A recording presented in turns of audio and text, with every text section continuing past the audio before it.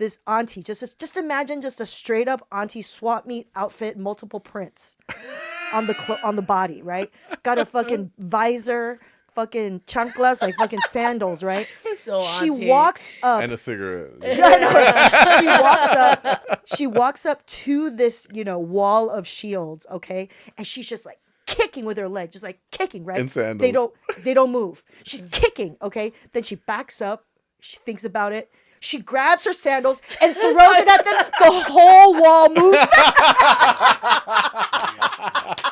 Mangan rawon wis oleh daging, ndok asin, topping lengkap mek 10.000. Mawuran. The incredible trauma of these Indonesian men who had to deal with a fucking sandal being thrown at them is so by an auntie. By an auntie. Yeah, it's like it's in their nervous system. Yeah, Yo. that's a childhood trauma. Yeah. It is Friday, September 5th, 2025, and this is What Should We Talk About with Jenny Yang, your weekly catch-up time with smart and funny people to find joy in an unjust world. We discuss topics submitted by our guests and you, the listener, any topic current, old, big, small, nerdy, petty. From pop culture to the personal and political, catch shorter preview episodes wherever you pod. But if you want full episodes uncut and bonus episodes, become a paid subscriber at jennyyang.substack.com, my ONLYPAIDS. So, if this episode cuts out mid-convo, don't get mad, get subscribing. My first guest today is the Director of Engagement and Multimedia Journalist for the James Beard Award-winning LA Taco. I need to renew my membership. He is the host of the Daily Memo, a roundup of the day's news on ICE kidnappings, and writes for Apple Maps' Where Memo Torres Eats in LA. I'm so sorry, I cannot do a doble R. You can see him on Netflix's Taco Chronicles and Pressure Cooker, and occasionally hear him on KCRW's iconic food show, Good Food. He was a finalist for the Ruben Salazar Award for Latino Journalist and is a former third-generation landscaper. Let's welcome Memo Torres! Yay! Memo. Thank you. That was quite the introduction. I feel like I'm in Game of Thrones or something. Yeah, you're like the man, the myth of the East and West. I don't know, whatever those kind of first of his name. You know what I mean? First of his name. I'm already fanning myself because this AC is not bumping enough for the fact that hot I just today. positioned all of the lighting and the cameras. Memo Torres. Yes. What should we talk about? Oh, I don't know. I have strong feelings about ketchup. What about it? I think it's for children. Dang! I think if you're an adult and you're still putting ketchup on eggs, especially, you need to grow up. Get out. That's fine. Get out right now. Probably have them scrambled too with I ketchup. don't. No, you don't. Okay. Your boy here does. Listen, I was once a child. I still am at heart. Ketchup goes on many things. Don't get me wrong. I love all sauces, and all sauces have their own space and whatnot. But ketchup is just an easy go-to, I still eat ketchup, but I'm Before still, Before I introduce the next guest, I just need you to know that voice that you just heard defending ketchup on eggs is my sweetie and co-producer of the podcast, the co-founder of branding and marketing firm Let's Brand, my sweetie and co-producer Corey Higgs. I like that you forgot who I was for a minute. No, Just a I had to brief find my second. place because I forgot that. The guy's, he's at my house all the time. I forgot that you had to defend yourself during this ketchup take. So ketchup is for children? I don't know. I don't think we need to talk about it like that. Personally, as a Chinese, Taiwanese American, Americans need to know the rich history, the cultural history of ketchup. Put some respect on ketchup's name. Good. Okay? Okay, well, you're going to tell it to me? Or Yeah, because ketchup is originally, the lore is, invented from Chinese Americans. Really? Yes, because ketchup is actually a Cantonese word that turned into ketchup. Catsup? In Mexico, we call it catsup. Yes. Yeah? So originally it's like a Cantonese thing because it was probably adapted from a kind of a sweet and tangy sauce that was used for Chinese cooking. Ooh, interesting. Come on. So what you're saying, really, Jenny, is that I'm cultured. No. you still dip everything in ranch dressing. So if Memo showed up and said that his take is that, ranch dressing is for children, then I would be like, you're right. Oh, this would be a short podcast because you get out. People that are obsessed with ranch dressing, though, kind of scare me, though. I know. They scare me too. Yeah, All, right? Listen, all three of us grew up in Southern California around probably not a lot of white people. Yeah. So When you see them walking out with a bucket of, ranch sauce from Costco, you're like, I'm going to stay away from that person right there. it's just too much dairy They might festering. just be from the Midwest. Maybe, yeah. Valley Ranch. Hidden Valley. I highly disagree. Ketchup is not for children. It is for everyone, especially the diaspora of Chinese people across the world. All right, didn't mean to offend the diaspora. But you still eat ketchup, right? When I you still eat with do. your I fries. still do. Not with my ketchup. Not with the eggs. Not though. with the eggs. So it's specifically when it comes to scrambled eggs. Yeah. Well, that's when I had the hardest time with it. But there's people who put ketchup on everything. Like in Mexico, they'll put ketchup on pizza. Did you know that? I do know this. Yeah. They'll put ketchup on pizza, or just people who put ketchup on spaghetti. Listen, the Filipinos figured it out. They mix it Banana into the ketchup. sauce. Yeah. They mix it into the sauce. Yeah. All right, Memo. I'll respect your opinions. I'm with you, Memo. I don't really eat a lot of ketchup either. Only on fries. That's 2 it. versus 2 right That's here. literally all I ever I know, eat me ketchup too. on with. All right. Yeah. That voice you just heard is my next guest.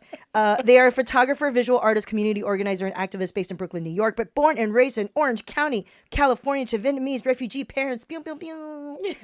Their work has been published and featured in all of the top art and popular media you can think of. They're also the creator of Activist NYC, a documentary photo project about activism and social justice movements in the streets of New York City. Please welcome my friend Cindy Trinh. Yeah. Pew, pew, Pew, pew, air horns. Cindy Trinh. Cindy Trinh, I need to know, what should we talk about? Oh, what should we talk about? Well, something that I started recently is a new sauce, and it got me thinking about how every decade of my life so far, I start like a new side hustle. Like, so in my 20s, I don't know if you know this about me, but I actually went to law school. What? And I became a lawyer. Yeah. And then I quit that, and then in my 30s became a photographer. Yeah. And so the last 11, 12 years or so, I've been doing photography. But then now in my 40s, I'm like, I'm going to figure out a new side hustle. And I started making sauce. So in New York, I started making a Nook Jum sauce, which is like a very classic Vietnamese dipping, pour over sauce used in a lot of dishes. And I started bottling it up, and I've been selling it and doing pop-ups in Brooklyn. And so far, it's been getting a ton of positive feedback, and everyone's like, when is this going on shelves? Like, I need this crack sauce now. like they're like, oh my God, I can drink it literally out of the bowl. And so like, it's like I think in New York, it's not seen a lot. Here in California, it's like you go to any Vietnamese restaurant, you get a really, really good side of Nook Jum sauce all the time with all your food. That's right. But in New York, it's like Vietnamese food is, Vietnamese food and Mexican food is questionable in New York. And so I grew up being in New York, I've been missing all the food I grew up with. Yeah. And I just been wanting to share that with people. So now I started making a sauce. And so I think we should talk about side hustles. You bring any sauce, by the way? I did not bring any. I'm sorry. Wow. I'm offended. I'm offended. bring Like, now I want to taste it. No, I but know. See if it's better than ranch and ketchup. Yes, it is better than ketchup. I mean, the fact that like every decade of your life, you're like, we should just do a side hustle. Yeah. I like agree with that 100%. I like that. I like that. Yeah, Because listen, the economy's falling apart. The traditional career paths don't mean anything at this Nope. point. So if you're not doing a side hustle, what are you doing? You know, like I used to say on my live show that made fun of wellness and self-care, self-help me, if you're not making $1,000 in passive income a week, kill yourself. I'm playing. Right. But, All right. no. But like, okay, so the name of your sauce is Chom's Nook Chum. Yeah, it's Jom Suk Jom. Jom is my Vietnamese nickname. That's that cute. My Jom family, Jom? Yeah, Jom Jom. Yeah, they call me that at home. Like my mom and my family calls me that at home, and so I wanted to kind of pay homage to my family, ancestry, my heritage. But I like the reason why I think that everyone should do a side hustle is it just expands your experiences, and I think it helps you to meet new people. Like I got inspired too by this woman who talked a lot about I forgot her name, but she's like this Asian woman, super go-getter, and she talked about having a dozen different jobs in her lifetime, and the experiences she learned from all these different jobs. And so I find that really fascinating. I'm like, we're all multifaceted too. Yeah. And as much as I love art, I love food, and I want to do all of it. I don't think we should, limit ourselves is what I'm saying. If you have a passion, go for it. I love it. And at the same time, it's I don't want to also constantly capitalize on these side hustles. Right. Like many times I just want to do it just for fun. Sure. And it doesn't have to be like, oh, I need to make money from this. Right. So like with the sauce, I'm like, I just want to do it for fun. Yeah. And I don't want us to constantly, it's because, you know, we live in capitalism, right? Like, I don't want us to constantly think that we have to make money off of something. Yeah. Like, let's just do shit for fun. Yeah, enjoy the process. Enjoy the process. I mean, listen, again. if you start selling out these Nook Chums, then fucking do it. Yeah. I think it's great because first of all, I've traveled a lot of the country outside of Orange County, where your people are, and eating Vietnamese food. Ooh, this is what happens. You go to a Vietnamese restaurant, like I was in one recently in Philly, just out like West Philly. I go sit there and they bring out the fish sauce. That shit was not fish sauce at all. It's just sauce. You can't be calling no fish sauce when it's just sauce, because they're afraid the white people don't want the funkiness. Exactly. Yeah. Right? And fish sauce is like always been so funky Yeah. to a lot of white people. Like they hate the smell. Yeah. Like usually if you don't tell them it's fish sauce and they taste it, they're like, oh, this is good. And then you tell them it's fish sauce and they're like, "Wah!" I don't like fishy smell. I Yeah. know. It's a whole prejudice thing. I get it. Yeah. So you know how many cultural foods have been ruined to appease the white palate? It's ridiculous. It's ridiculous. Yeah. I love that. Well, right now we can't order it, but if you're in the New York area, let's follow Cindy to go to the pop-ups. And I've already introduced Corey. We don't have to do it again, but hello. Okay. So on today's agenda, number 1, podcast update. Number 2, what's the best way to document ice raids? Number 3, fusion cuisines like Korean Uzbek and Japanese Italian. Number 4, Western states are forming an anti-dump alliance, baby. Number 5, Unknown Number, the high school catfish documentary on Netflix. Number 6, should more restaurants and businesses speak up about what's happening in the world? And number 7, action items. And that's the place on your agenda where you can make note of some things you want to try. Maybe something comes up and you're like, oh, I need to remember that. Okay. You could write that down. As always, my ONLYPAIDS on Substack get the entire episode for the real talk. All right? It won't cut off for you. Because you don't want to feel like you're losing your mind, and because we long for a better world filled with fun, love, joy, and cool shit. This is What Should We Talk About with Jenny Yang. I'm embracing the imaginary applause. Number 1, real quickly. Number 1, podcast update. 2 more episodes after this of season 1. Oh wow. Wow. I started the podcast this year. I said, I'm going to do 20, and this will be episode 19. Amazing. Oh, wow. So I'm going to do 2 more Congrats. episodes, plus a bonus episode that we recorded a couple weeks ago in New York, in upstate. That I with- was there for too. yeah, but there was another one I did Oh, there was upstate. another one upstate. Comedian Amber Ruffin. So that'll Oh. come out as a bonus episode after the final episode of the season. And then next week is going to be recorded on site, on location in Alaska, because I'm going to learn fly fishing. So cool. It's like fully paid. It's a program called Brown Folks Fishing. Organized by my friends, and it's going to be great. There's like 7 of us. They're all strangers to me. We're going to be in waders up in a creek, fucking fly fishing. A river runs through it. Yeah, so I'm excited. I just got my POV camera so that I could like record stuff, so you could like just watch unhook me. one of your ears like on your like while you're flying. No, don't say that. That's the footage we're here for. That's No. why. That's what we're gonna do, right? So anyway, you're gonna see some POV camera footage because I just got it in the mail of me trying to fly fish. So we'll see. I'm excited about that. And then later this year, I'm gonna be spending a lot of time in Asia because I'm gonna do one final round of IVF. This will be my last try. Wow. It's way cheaper in Taiwan, you guys. It is. And after this, I'm over it. And then Corey and I will figure out if it's successful, great. If not, we'll figure out what the next step is. I had an aunt who did IVF, and they did it for like, I don't know, 2 or 3 years or something like Yeah. that. And then they just gave up. And then like a year after they had given up, they got pregnant, got 2 kids. Listen. So you never know. You never know. Never. You never know. Anyway, so I'm going to be, even though the season's going to end, I'm going to be still making weekly posts.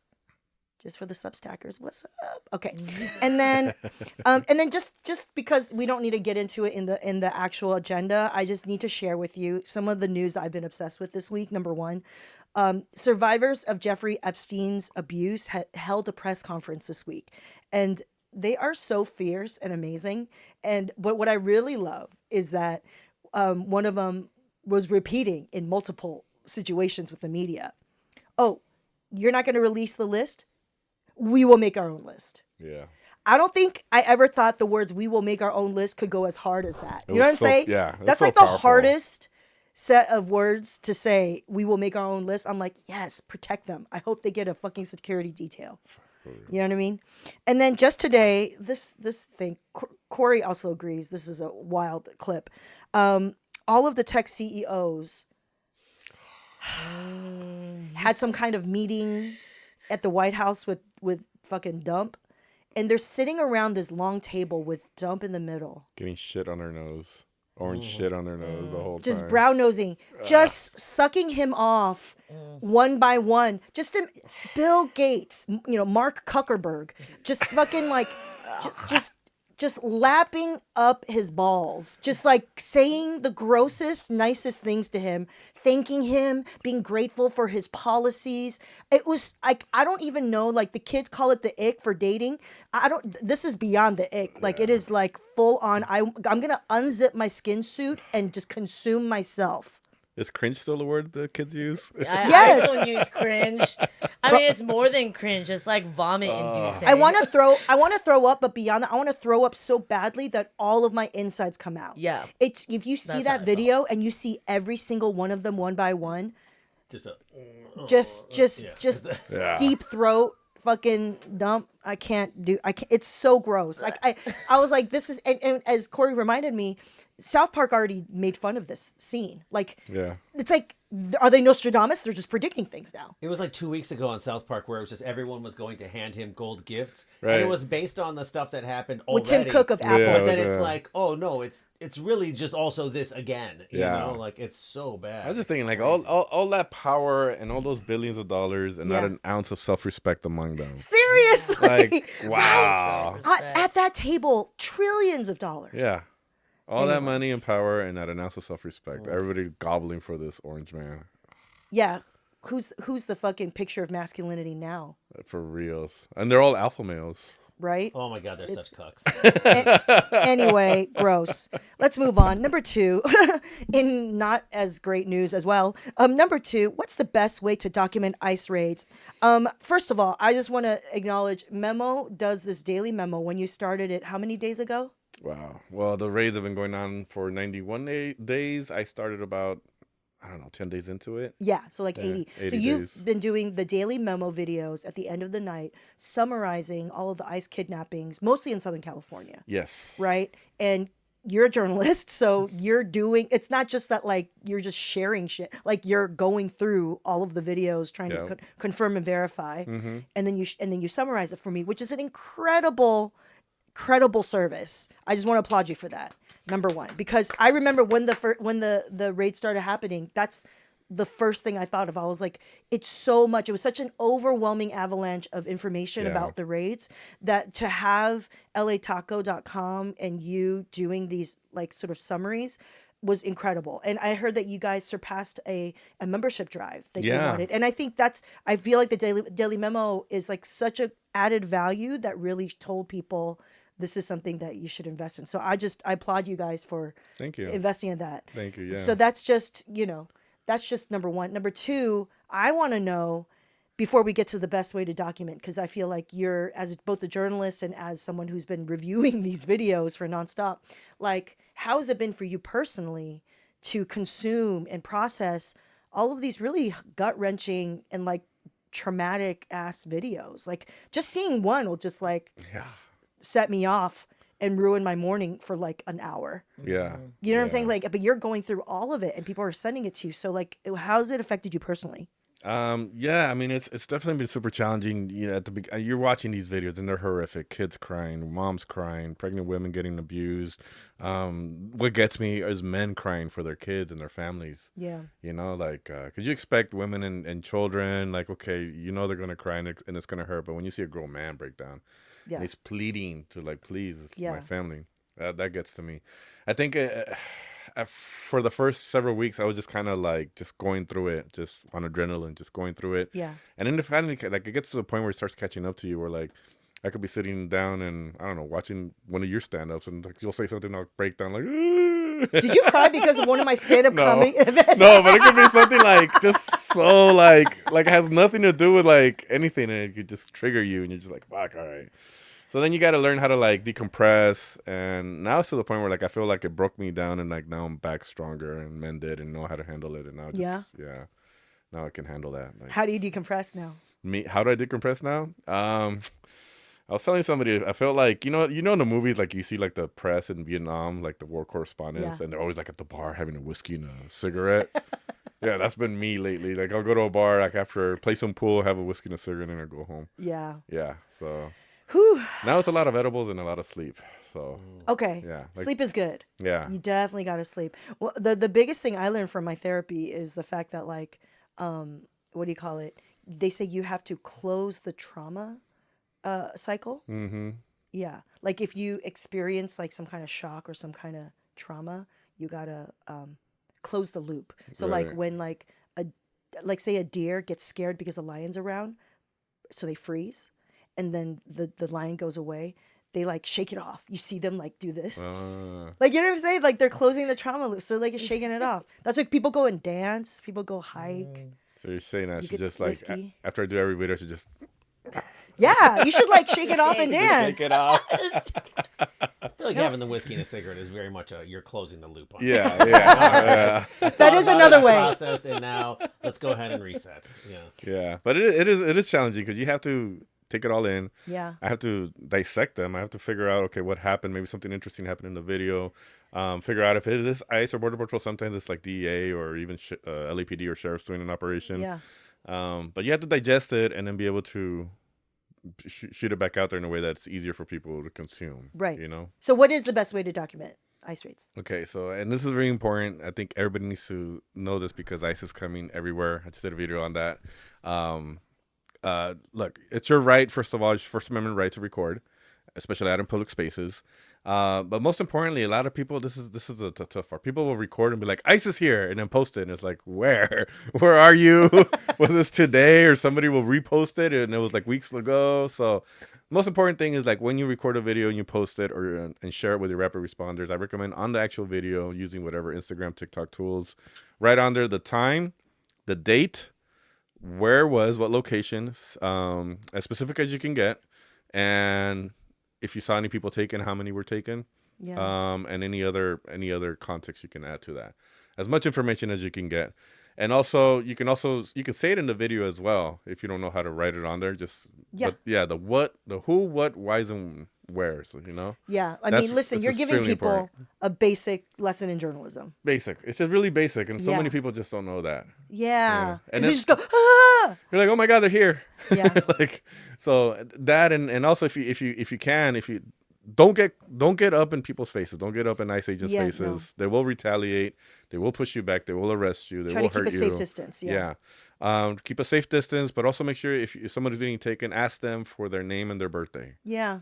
Because that'll be able to help people. A lot of people, as fucked up as it is, find out their uncles or parents or siblings or cousins were taken because they saw it on the social media first. Yeah, I find that the videos that have been the most effective, someone says like, I'm here at so-and-so. We just saw like 3 people get snatched up. There's like these, label of agencies in the cars. And then they yell to the person being detained, what's your name? What's your name? Yeah. Right. But then the birthday is I haven't heard the birthday. That's the birthday's good. clean. Yeah. Yeah. Because Because there's a lot of Jose Perez's. There's a lot of Manuel Garcias. Okay. All right. Let's get the 5 names. I mean, there's the John Smiths and I don't want Manuel Perez. I need Jose Rodriguez. I need all the 3 other names in the middle. Yeah. All right. If I said any of your names, you owe me a drink. Just hit the lottery. Never paying for a drink again.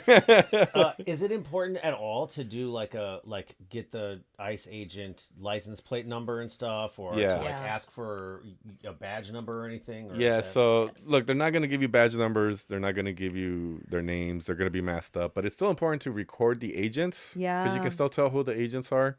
And because they can get exposed later. Yeah. Also record the cars. The license plates, they switch out the license plates a lot. Mm-hmm. But one of the things that's helpful for rapid responders, if you get them the license plates in the vehicles, they track them. They can track them, and they can verify if the license plate was ICE agents or not. Right. Because funny thing, a lot of these cars that are ICE agent cars, they have rentals, or they have these regular cars. They have a California license plate on it. It doesn't say California exempt. If it says California exempt, Yeah. it's like CHP, LAPD, sheriff, or something like that. But if it says California, it's got tags on there. It looks like a regular license plate. You look it up in a database, and usually they're all registered in Oklahoma. So why is it registered in Oklahoma with a California license plate? Yeah. Right. So that's been the trend we've been seeing. But anyways, you get that kind of information. I'm just saying it because it's important to share that with rapid responders because they can track that. Yes. And they use that information to verify Who's who. Yeah, because not just the plate, but sometimes, like you said, just the face, even if it's just the eyeballs. You got people out there, they're sleuthing, man. They're like comparing things. You got people who follow them who are just like, I got know nicknames you. for them. Right. They're like, I know you. I saw you at so-and-so. And then they like stitch the like previous video. I was like, y'all, man, this is an internet age. Listen, Big Brother can surveil us, but we are surveilling back. Yeah. Like I could tell them like, oh, that guy was at that raid. Oh, that's this person. There's one guy I call Buzz Lightyear. He's got like he's like big dude with like a whole ski mask thing going around. There's a dorky little dude also that, he runs all weird. There's like, I can recognize him. I'm like, I got little nicknames for all of them. That's good. That's good. Yeah. I feel like that's effective for remembering. This It is the is. kind of work I did a lot actually during Occupy Wall Street. When Oh, I yeah? was a legal observer. Oh, So word? like we were trained to get names, birth dates, ask where they're being taken to Yeah. as well. Like what Right. detention center. Yeah. Because like usually agents are supposed to give up that information. Yes.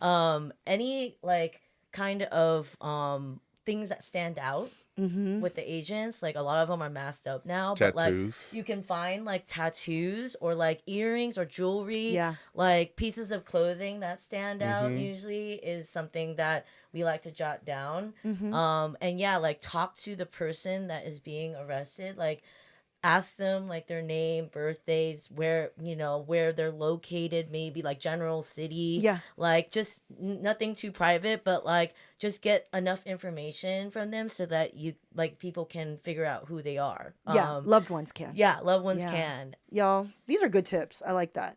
I also, honestly, when I think about this, I've been seeing, I don't know what it is about my algorithm, but I feel like I've been getting fed like Chinese propaganda. Like, I don't know what Chinese side propaganda? I don't know what side of Propaganda? TikTok What or does that Instagram look I'm on, like? but like, it's like from the state-sponsored media where it's like really glowing positive stories of Chinese cops. Wow. Like China cops. You know what I mean? Like there was this one that was just like this fine young man who's very jacked and physically built. And he like was at the beach and he like helped save this like young kid or something. And there was all Like documented. Baywatch vibes? Yes. And people are, he emerges with this kid or person and like is wearing just like a wet white t-shirt and it's just like all over his muscles. You're just like, what? Why is this working on me? This is unfair. And like, yay, cops. And Rescue me. exactly. And then there's another video I just saw. These are all just videos in the last 2 days. I was like, man, I need to mess up my algorithm or something. But I got this other TikTok where it was just like, the Chinese netizens are expressing so much sort of like they feel so touched by the story of the lady cop and the cop and the lady cop who took in a young boy while the mom, who's a delivery driver, motorcyclist, couldn't take care of the boy. So this young kid, maybe 7 years old, comes in out of the rain, super wet. The mom had to go do deliveries, and she just like leaves the kid with this like precinct, and this like guy cop and this like lady cop come in and like helped him to like take off his wet shirt, put it on like next to the AC to dry it, give him another t-shirt. He's falling asleep. The lady cop's like cradling him. What? Bro, everyone commenting are like, if this was America, that mom would be 100% arrested.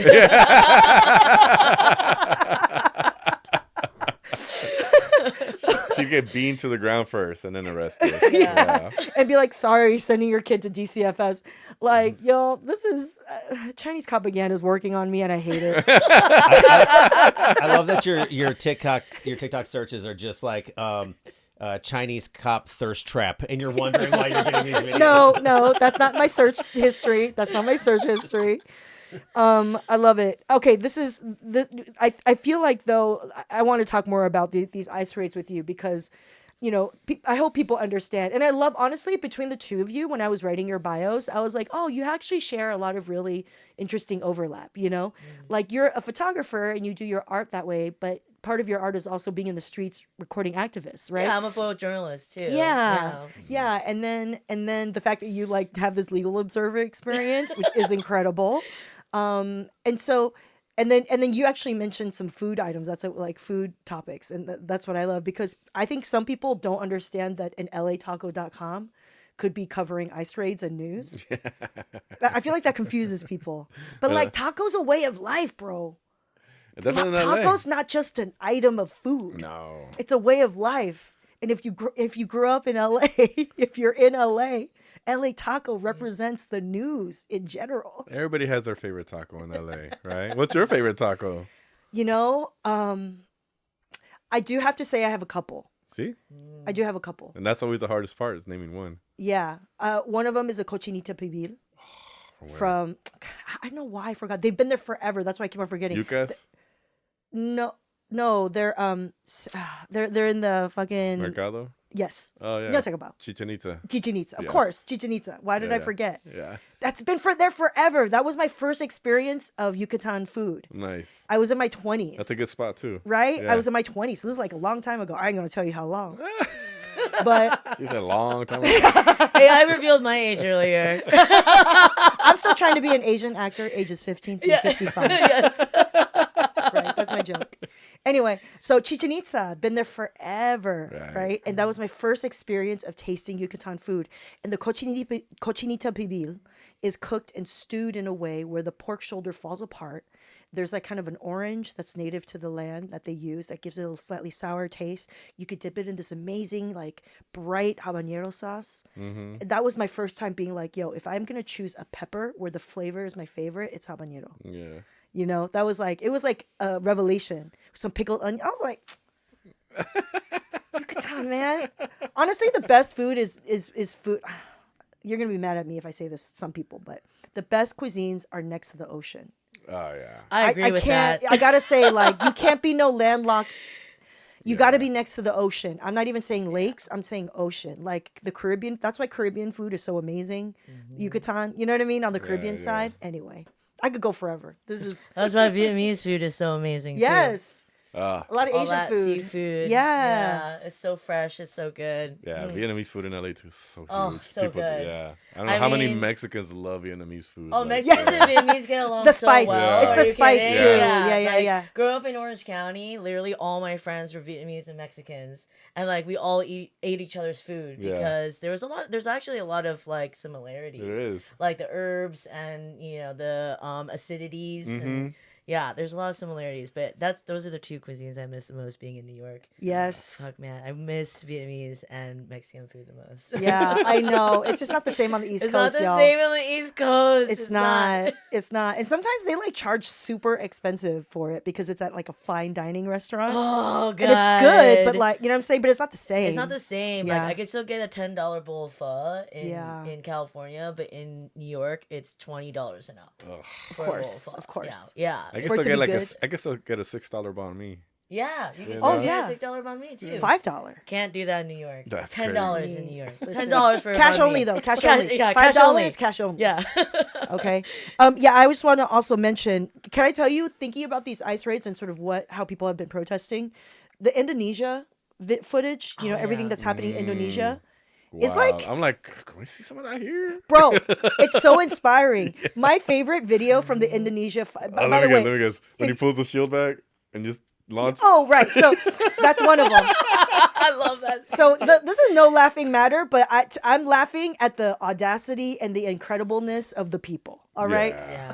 because in Indonesia they're protesting these lawmakers who've given themselves raises while everyone else has been, taxed or crumbled in terms of their ability to pay for their lives, and so lifestyles. So, the poor people. Come on. Anyway, so my point is, the funniest videos and the best videos of the resistance in Indonesia are the ones where the police like to put on these huge vertical like dark shields, Right. and they like mount up next to each other, like a big wall, and they just stand there, And right? then another ones do like the top layer, like Roman style, like Right. yeah. Yes, and it like turns into this huge, massive shield built up by all these different police officers, and the one you mentioned is like people go up to them and they'll peel back just one of the shields and like toss something in there, but they don't flinch. But the effective one that I saw that was so amazing. This auntie, just imagine just a straight up auntie swap meet outfit, multiple prints on the body, right? Got a fucking visor, fucking chanclas, like fucking sandals, right? So She auntie. walks up. And a cigarette. She walks up to this, wall of shields, okay? And she's just like kicking with her leg, just like kicking, right? In sandals.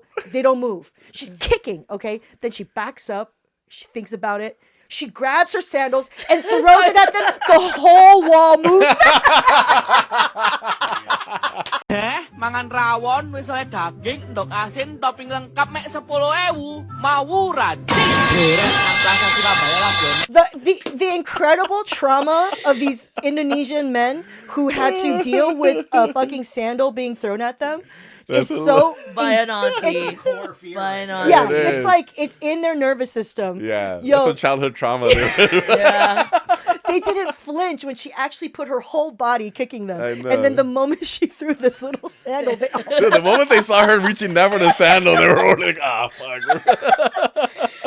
The trauma. that sandal was gonna do 0 damage, but they all dispersed. That shit was so I like the funny. comments are just like the chancla is universal. It is. It is. is. It's It's universal. universal. It is. Oh, I'm sorry. That just gave me so much joy, man. I was like, that's hilarious. We have so much to learn from Asian movements. Like I feel like Seriously. Asian Americans are constantly like pigeonholed into the whole model minority Yeah. myth of like we're so passive and Polite we're and- silent and, yeah, we're yeah. polite. But then you look at like Asian countries, how they protest. Korea, They right? get- Hong Korea Kong, gets down. Bro. like Taiwan, Yeah. Indonesia. Yeah. They go hard. Yeah. They go so They get real hard. rugged. They, They get get real rugged. real rugged. Yeah. Sandals and everything. They pull out everything. Like they pull out everything and they protest in the millions. Yes. It's like I keep asking myself, when is America gonna get to that point? Yeah. When we can bring out millions of people in the street. I've been documenting protests for so long, and I've been to big protests, right? I've been to some of the biggest protests in the last decade that still only bring out hundreds of thousands. yeah. And that sounds like a lot. It is a lot, but it's not when you're thinking about the fact that we are living in fascism. Yeah. That that like there's still millions and millions of people that are complacent and apathetic and not doing anything. Yeah, here's the problem. We'll show up for a little rally on a weekend, but like we haven't figured out culturally in America how to shut down the cities. Yeah, we We need to gotta shut down follow cities. some. France is a Yes, good example. France. Of that. France The got some of do that not fuck too. around with No, it. but like France general doesn't- strikes, Yeah, they're you know? like they're literally people in France are like, why aren't you lighting shit on fire? I Yeah, know. Because that's what countrywide we whole should be like doing. shutdowns. And none of us are working. Yeah. Full on, Strikes, full Yeah. shutdowns, nothing operates. But here's the problem. As someone who used to work in the labor movement, one of the problems is that there's a lot, especially government workers, because of the way that we kept on, letting go our turf in terms of power. There's a lot of laws against, government workers from striking. It's messed up. It's like, and it's striking is not the first tactic, but it is an incredible final tactic, and we gave up a lot of power for that. And so I feel like I actually saw some analysts and labor people who are just like, we might be in a situation now where we need to like be okay with an illegal strike in order to have a general strike or in order to really shut anything down. Yeah. I mean, if you're going to be looking for legal ways of doing stuff, then you're just being part of the system. 100%. Like Exactly. You know- the law is not Yeah. for us. No. right, You know at what this gets point. me is that like I think people that just view the protest and like in support, right? They'll be viewing like, yeah, thank you for people going out to protest. But the moment somebody gets on a freeway, like, oh, why do they have to do that? It's such an inconvenience. Oh, I'm like, blocking do the you 405. Yeah, like, do you not know what that a protest is supposed to cause inconvenience to draw attention? Like, that's the whole point of a protest. But anyways, That would be, honestly, that would be an incredible tactic is if many more people in LA decide that shutting down freeways for like more than a day. Like, Yeah, but then people than- get mad because they're inconvenienced. no, Or, you know, but like then, you know, when you shut down something, when you do a sit-in like that for more than a day, can you imagine? Like, you need a lot of support, like people to come in and bring food and all these things, you know? So I don't know, y'all. We need to get to a place where we could actually do some more shit. yeah, I mean, there's not enough down people in LA. That means, yeah, it's a question of making how do we make people care? I know. That's like the biggest question for me all the time is how do we make more people care about this? Because I think that's what drives all of us. Like, we have like something about us, a quality about us that, you know, cares. Yeah. I find that most activists are very empathetic people. Yeah. Because we Yeah. care too much. We care about strangers that we don't Yeah. even know, people that we've never seen. I mean, I care about people on the other side of the world that I've Yeah. never even seen before in my life. I care about Palestine, and I've never even been there before. Yeah. You know, it's like it's just an innate quality in many like folks that I think do this kind of work is that we just care too much. You know, to make people care more, a lot of it is they need to feel safer to disrupt things, you know? I feel like too many people feel like they'll lose what they have, what little they have, whatever that is. Property, freedom, you know, and that's too great of a risk for the potential freedom and kind of winning that we could have when we actually act together. And so that's why people need to feel cared for and protected. And so that's why mutual aid is so important, and like getting together outside of the system of care that we think the government was supposed to give us, right? Like the fact that like with say abortion stuff, if abortions like, are not going to be legalized, if mifepristone is not going to be able to be shipped across state lines in order to give people, you know, over-the-counter abortions, or at least oral contraceptive abortions, like then what's going to happen? Yeah, there's going to be an underground fucking network of people providing rides, providing money, providing pills, you know? So I don't know, like I feel like right now what little I'm trying to do is like I'm trying to divest from like all of the big corporations in my life. And even like, I don't know, owning property itself is already like, I don't know, maybe I should just sell everything. Like, you know what I'm saying? Because when you own property, you feel like you risk losing it, right? Because you put in all of this hard work and value of money and whatever into a property. And so I don't know, y'all, I'm out here like, are we going to move out of America? I know.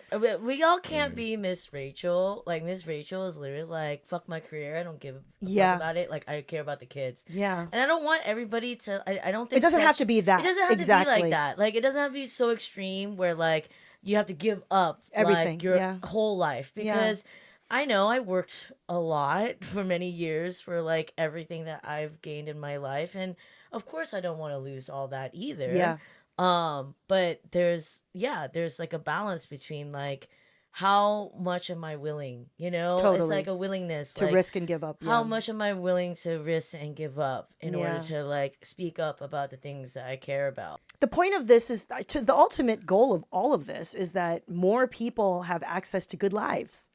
Right. That's the Yes. point. We can Right. eat well, feel joy, Yes. you know, be amongst our loved ones. Like that's literally the point, and try to be healthy. Yeah. And so, you know, it's like, so let's try, you I know, don't get how people like get convinced that that's not the point. You know, like, and the administration does such a good job of like, for all these people that want the criminals and the Yeah. rioting and the cities burning down, we're coming after. Like, nobody wants that. No, nobody wants criminals. Nobody wants rioting. No one, like, you know, like, no. That's, Yeah. You know, but they do a good job of telling people that the people that are fighting for their rights are the ones that want criminals and right. lawlessness. Totally. When it's like over 70% of those detained have no record.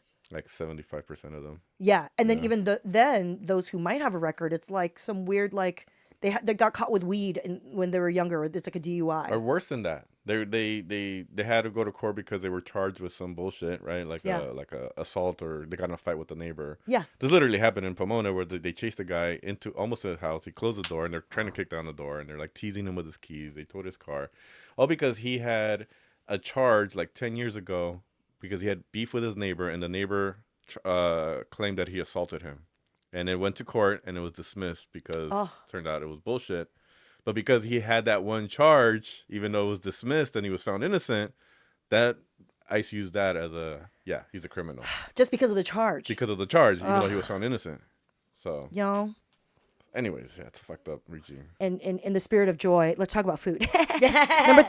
Number three, fusion cuisines like Korean, Uzbek, and Japanese Italian. You're talking about how you've been obsessed with the fact that you happened on a Korean Uzbek restaurant in New York. Oh my God. And it made me think about So good. and it made me think about my obsession with Japanese Italian food. Number one, Japanese food already incredible. Italian food, you know, I was here or there with that. I grew up in Southern California, so it's not like that was like a huge influence. Right, You know right. what I'm saying? Other than like the general American taste for like lasagna, pizza, and spaghetti, right?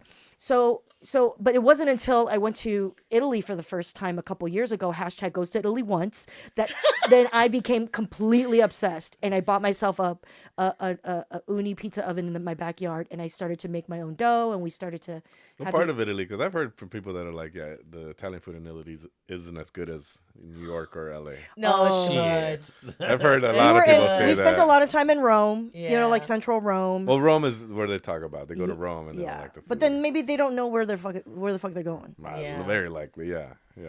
Javier is the one that suggested Piccolo Buco, which Oh, is really? which is next to the Trevi Fountain. Ah, And I was like, yeah, from LA Taco, Javier, coworker, Coworker, editor, yes. captain. Yeah. who suggested go to Piccolo Buco, and I was like, oh shit, we went. The only restaurant we went 2 times.